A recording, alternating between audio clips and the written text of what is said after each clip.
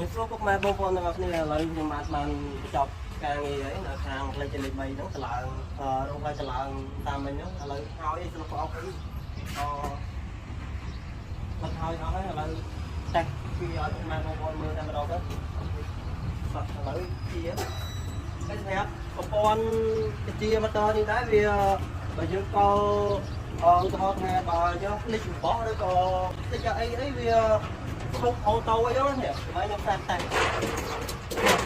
ឈប់អញ្ចឹងបានតិចទេវាថាប្រព័ន្ធនេះវាដំណើរការវាជួយពុកម៉ែបងប្អូនបានមួយផ្នែកហើយអញ្ចឹងពុកម៉ែបងប្អូនអញ្ចឹងឥឡូវយើងសាក់តែម្ដងទៀតទៅ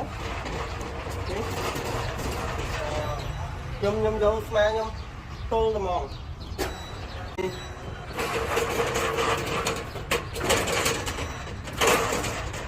វាឈប់យ៉ាងឈប់អូតូ